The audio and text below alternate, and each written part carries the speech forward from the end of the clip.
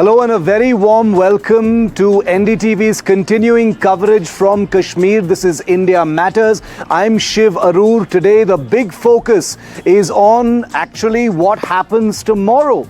Civil defense drills ordered by the Home Ministry will be taking place in 244 districts in all of India's states and union territories tomorrow. We'll be decoding what those mean. Please do not panic. This is not a declaration of war by any means. This is only to prepare all Indians to reduce chaos and avoid panic in the eventuality of some kind of an escalation against Pakistan. Trust NDTV to keep you ahead and give you all the information you need right here on this show. We'll also be joined by one of the most respected former cops to put into perspective what will be happening tomorrow so you are not confused for even a moment. But viewer, let me also remind you that today is 2 weeks since the Pahalgam attack. And the spotlight, while still on the terrorists who are out there, are equally on those within who continue to obviously help them. A big NDTV exclusive today on India Matters from here in Kashmir. I managed to convince a man accused of being an overground worker, a helper, a person who actually supports terrorists. That's what he was accused of in the past. He tells us about what OGWs really are, how they work, and how they apparently help terrorists, including who could perhaps be shielding the terrorists in Pahalgam who are still out there 2 weeks after they murdered 26 innocents in the Baisaran meadow. But we're going to start off with the big story on India Matters from Kashmir, and it is the mock drills. From where I'm bringing you this story in Srinagar, there will be extensive mock drills tomorrow as well. Joining us on the show to decode and help millions of our viewers who are wanting information about what to expect tomorrow is none other than Dr. Kiran Bedi, former Director General of Civil Defense, one of the most respected former IPS officers, and a person who knows more than a thing or two about the public police interface. Dr. Bedi, always a privilege. Thank you so much for your time. I have 8 minutes with you, and I know that all of our viewers are going to be hanging on to every single word, so I want to cover as much space as possible with you. Dr. Bedi, my first question: what should people across India expect tomorrow? We know 244 districts are going to see these civil defense drills. What should every Indian expect, madam? They will expect discipline. They will be learning discipline. They will learn unity. They will learn collaboration. They will learn what loving your country means. They will learn how helping others matters. They will learn personal safety. You have to go beyond personal safety to ensure your own safety. I think they will learn what patriotism is. I think that's what they learn. They will learn to work in tandem, in collaboration with disaster management, local police, and local authorities. I think they will learn to come together. That, I think, is the most important message, how to work together in a crisis. And in a crisis, to avoid a crisis. Not to deal with a crisis, but how to even prevent a crisis if you rehearse well. So I think that's what rehearsal means. Ma'am, air raid sirens, getting people in crowds to get out and evacuate places which may be under threat, camouflaging vital installations at all, etc. Can all of this happen in a short period of time? And people are anxious across the country because the last time these drills happened was during the 1971 war, ma'am. I think most important thing is learn to observe a blackout. Because the blackout means everybody in line, not even a candle out. They will learn, number one, blackout, which means ultimate sacrifice. No fans, no lights, no inverters, no televisions, no phones. Even though online you will be switched off. I think they learn to observe blackout, in which it equalizes everybody. So I think learning of a blackout is the best rehearsal. Because it truly unifies everybody in this country. Secondly, when the siren blows, response to the siren. What do you do when the siren blows? Where are you? Where do you run for protection? Where do you take cover? So whether you're on the road, or you're at home, or you're in the field, where do you take? Whether you're in the school, I think they're learning this. Secondly is the siren. Siren and the blackout. See, rest of the things are really specialization. Camouflaging, there's enough people because all vital installations are covered by CSF and many others. They will cover the vice, they will practice, but they will get assistance. They will even get. So I think what they are learning is these two things are vital because it checks your dedication. It also gives yourself to your when you're doing a blackout. You're putting yourself in the dark. You're putting yourself in the discomfort. Similarly, when you have a siren, you're looking for cover, but you are there protecting your own self. So I think these are other things will be like evacuations and the medical care, etc. There are enough medical services available, but yet you learn first aid. You learn to similarly rush a person. You learn to take care of the elderly, right? So I think it's like togetherness. You're learning collaboration. You're learning alignment. You're working together and caring for each other. Caring. You're bringing a love for citizenship back. Being a good citizen and also being a parallel police, but not in uniform. You are a citizen police. You are learning to be a citizen police, to my mind. Yeah. Dr. Bedi, one of the questions we get most often is, these mock drills will be happening in specific areas. How will the information being, shared there with citizens and others, be absorbed by the many masses of people who won't be under those areas where these mock drills are happening? Will there be some special directives or information that will be released for the rest of the population tomorrow? Each mock drill, lessons learned, inadequacies found, bottlenecks found will be reported back to the government. Government has asked for a report back of the mock drill. So that means they are picking up what are the loopholes, right? What are the things to be covered? So I think there are going to be lessons learned from every mock drill to be put into a central pool, and that's where the next rehearsal will then be improved upon. I think unless you do a rehearsal, how will you know where are the bottlenecks and what to straighten out? But media is playing an amazing role. You are all educating for a moment about mass evacuations, Doctor. About the mass evacuations, Dr. Bedi, can you talk us through that? How difficult is that going to be? That I think is the most important and most challenging is areas for mass evacuations. And that's where you will need collective help, even of the experts. You need places which may not be built already, but you need to be identifying. That's where a rehearsal will tell us when there is a simulation for massive evacuation, where will we go? I think that's where will we go will get identified during rehearsals, during the mock rehearsals. Because that's where it will be really result oriented, because you will now know where to hide, where to protect, where to hide, where to evacuate. Evacuation, I think, is the biggest challenge of identifying places. Because, ma'am, the population right now is seeing these civil defense drills, as a sort of precursor to an escalation or all-out conflict with Pakistan. Two entire generations have never even seen these mock drills.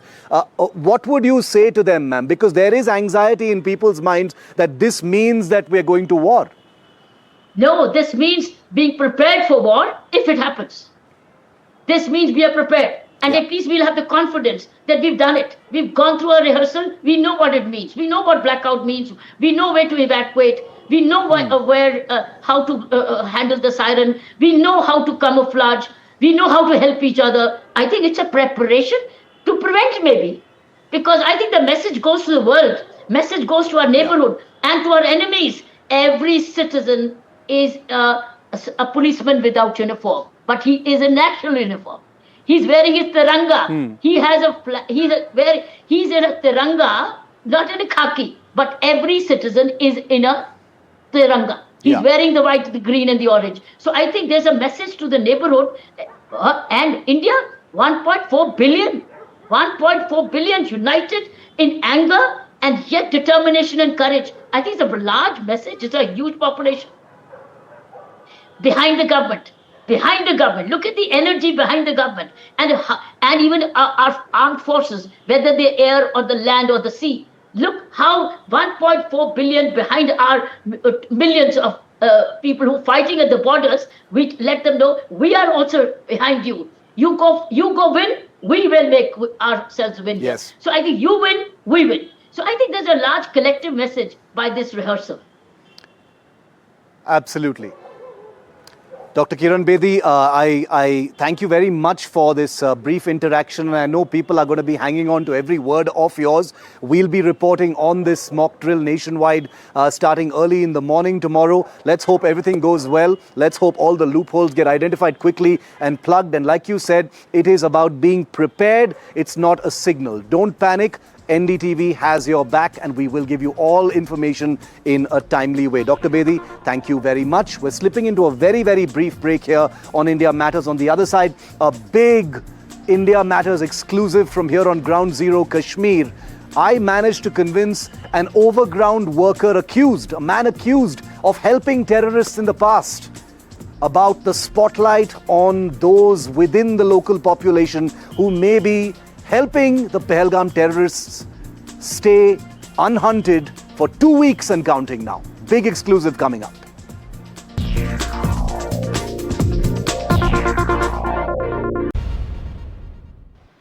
It's been 2 weeks since the Pahalgam terror attacks, and the terrorists responsible for what happened, the killing of 26 innocents in that hill station, are still at large. Where they are is not clear, but the terror hunt continues in different parts of Jammu and Kashmir, including the forest surrounding Pahalgam itself. The spotlight is not just on the terrorists themselves, but also on what are called overground workers, the so-called local support that the terrorists must have, not only to have infiltrated, but to have also recceed the terror site and then to be able to sustain for 2 weeks despite a huge number of security agencies all tailing them. We wanted to hear it from someone who's actually been accused of being an overground worker. We're going to protect his identity and we're going to speak to him and not take his name on NDTV. This is a recognition of how sensitive and serious this situation is. Sir, first of all, thank you for speaking to NDTV. I'd like to start by asking you about this whole concept of overground workers. Explain it to us, because there is a very strong unanimous belief that terrorists cannot operate here without some kind of overground worker support. The overground workers are supposed to recce an area and then provide a credible information that how many troops are there and what is the movement, what movement do they make and how do they come, what is the movement, what is the time of transaction, when do they go in the camps and when do they come out. So that's what is supposed to be done. In this particular case, the terrorists are supposed to have come in at least 2 weeks earlier.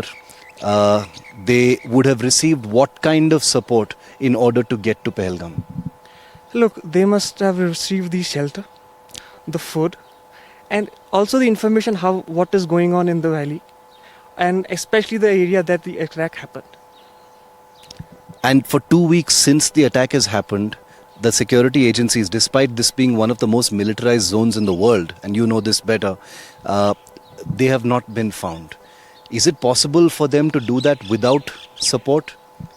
Look, if we speak about post-2019, I think somewhere or the other the network has been busted out by the agencies. But this is I am also confused that where are the people those who have done the attack? How are the agencies not able to track them down? There's a strong security grid in Kashmir. Nobody, even if I tweet something or write something on my Facebook, within 2 hours I will be caught. So where are they? Who is hiding them? And even after these many recce's going on, checkings going on, how are they still hiding? Who is hiding them? The question is, who is hiding them and where are they hiding? So that is the question that a lot of people are asking, not only where the terrorists are, but who is hiding them. Now, we have traveled, to Pahalgam, to several places, to Pulwama as well, Shopian, other places, because there is a belief that, they could be anywhere, and there are operations to find them anywhere. Is it possible that they have local support in different places? Could there be OGWs in different places supporting them? Is there some kind of a network that they might have? Because I agree with you that after 2019, the OGW networks in many ways have been busted. So that's a very confusing thing. Look, anyone involved in past cannot help them. It's out of question. As I am under continuous surveillance. If they come to me, they meet me, they will be caught in 5 minutes, not more than that.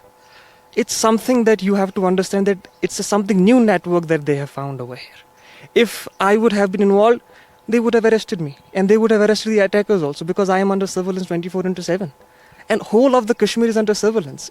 I don't believe these things that somebody is helping them and they are not going to, and still they are unable to track them. There are reports suggesting hundreds of people have been, arrested on charges of being OGWs. You have also, have a personal experience of being put into jail, thrown behind bars on suspicion of being an OGW.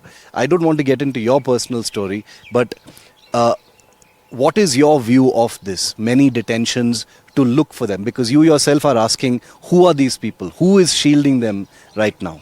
Can you answer that? Look, when the attack happened, I think people from every corner came out. Kashmir observed a bandh. And even after that, if you think that people of Kashmir have abetted the crime in any way, then I think you are alienating people. There is a figure of 3,000 who have been recceed, and around 90 people have been booked under PSA. So what are you doing? When people of Kashmir came forward with candlelight marches, with a bandh, with hosting black flags, I think the country should have taken a step closer and accepted us as the people that know that they have called it off. But still, you look at what is happening. Not only here in Kashmir, 3,000 people arrested is a very big figure. Yeah. 90 people being detained under PSA is a very big figure. You have alienated 90 people. It's not only 90 people, you have alienated 90 families.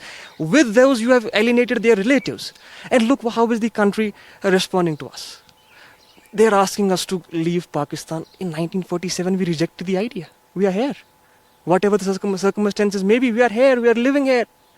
Now, what is the fun of hitting a Kashmiri student in other part of India? In Kashmir, we have non-local studying. Give me a single incident that we have ever touched them, or we have ever hit them, or we have ever divided them on communal basis. No. There are institutions, you have Hindu students, they enjoy with their Holi. We have no problem.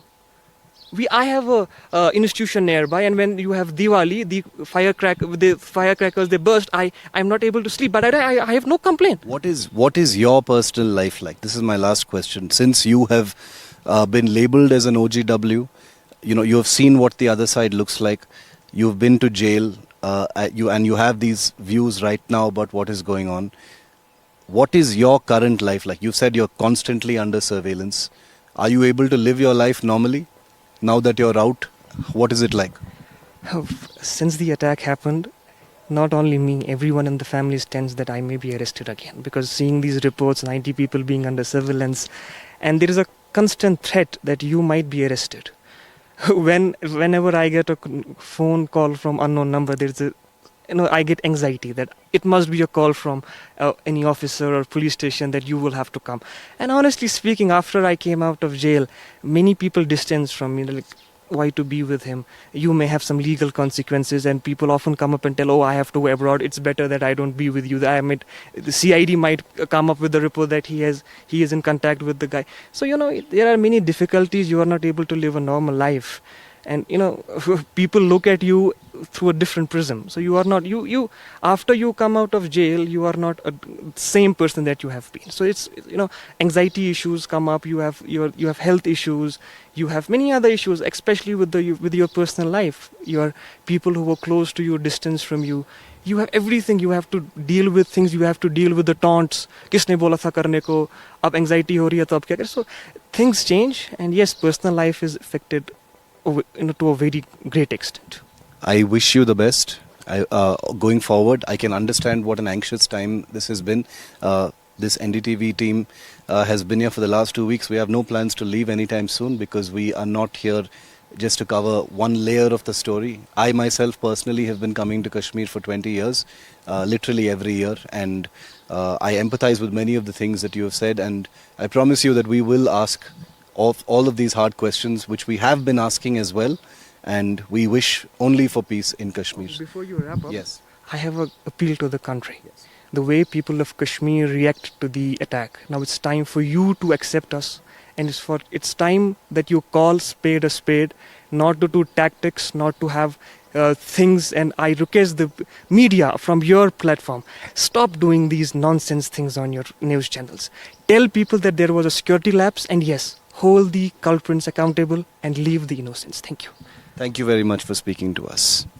And now, from talking about OGWs, we travel to Pulwama, where we speak to a group of ex-separatists and what their view is on the aftermath of Pahalgam. One of the most sensitive aspects of the Pahalgam terror attack has been help from the inside. Who helped the terrorists? What kind of support did they actually get? And whenever one talks about OGWs, support from the inside, separatism, those with sympathies for terrorists, the name of Pulwama comes up very often. The image of Pulwama in many parts of the country has been a viper's nest of separatism, of support, of OGWs and sympathy for terrorists, money flowing in from Pakistan and creating a situation where it's a safe haven for Pakistani terrorists.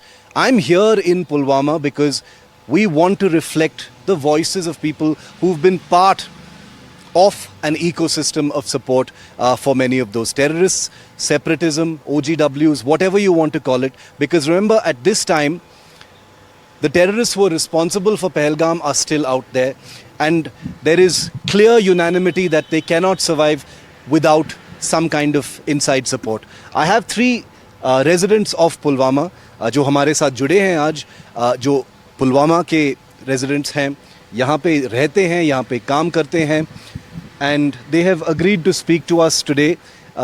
We will not be taking their names, उनका identity भी हम safe रखेंगे, लेकिन sir हम इसलिए हम आए हैं यहाँ पर क्योंकि पहलगाम के बाद एक जो एस्पेक्ट बहुत चला है वो है OGWs को लेकर, और जब भी OGWs की बात होती है तो पुलवामा का नाम आता है.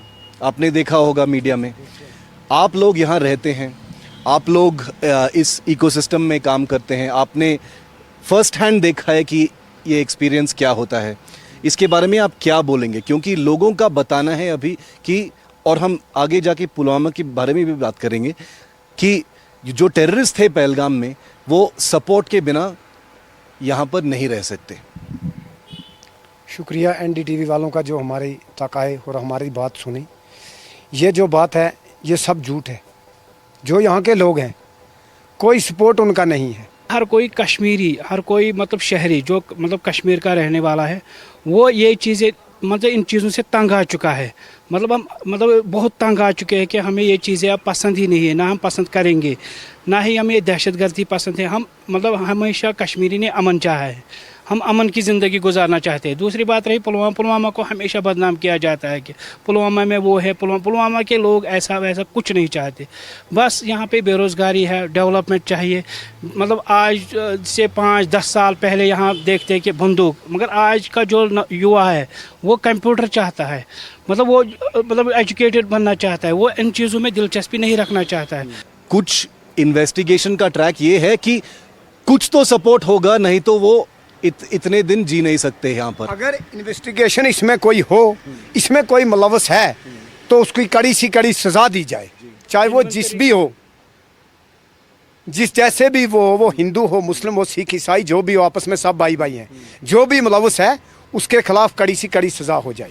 थोड़ा सा नॉर्मल सी आ गया था 2019 के बाद, और अब वो शायद डैमेज हो गया है. जी, हम तो हमेशा जो है आपको पता ही है कि हम कन्फ्लिक्ट जोन में जो है अभी हैं, और हम इस कन्फ्लिक्ट का हमेशा से शिकार हो चुके हैं. हमारी नस्लें ऐसी बर्बाद हो गई और हम खुद अभी परेशान हैं. अभी जिन चीज़ों पे फोकस होना चाहिए था, जिन जैसे पुलवामा को रिप्रेजेंट करना चाहिए था नेशनल लेवल पे या इंटरनेशनल लेवल पे, वैसा नहीं हुआ. पुलवामा में बहुत ऐसी चीज़ें हैं जिनमें पुलवामा मशहूर है. अब पुलवामा को आनंद ऑफ कश्मीर कहते हैं. पुलवामा जो है मिल्क में जो है एक डिस्ट्रिक्ट वाहिद है जो मिल्क में सबसे ज़्यादा जो है प्रोड्यूसर हैं. सैफरान में बहुत ज़्यादा आगे हैं, एप्पल फार्मिंग में बहुत ज़्यादा आगे हैं, तो हार्टिकल्चर में ओवरऑल बहुत ज़्यादा आगे हैं. बट इन सब चीज़ों को छोड़ के जो है पुलवामा को जो है मिस रिप्रेजेंट किया जाता है. In the last 2 weeks that we've been reporting from here, it is true that there is an overwhelming sense of anger among Kashmiris, including here in Pulwama, over what happened in Pahalgam. The kind of support that there used to be for separatism or terrorists has dwindled down to a very small percentage because the looming taste of normalcy has reached most Kashmiris. Of course, there are pockets of sentiment that continue to exist, pockets of support, and these men know very well living here in Pulwama what that really means. But overall, there is an expectation now that things will be looked at differently. The terrorists must be caught, those who've supported them must be cracked down on, as all of these men have just said, but don't paint all of Kashmir as being supporters of terror. In Pulwama, with Ashwini Mehra, Shiv Aroor, NDTV. Thanks for watching this ground report, India Matters from Kashmir.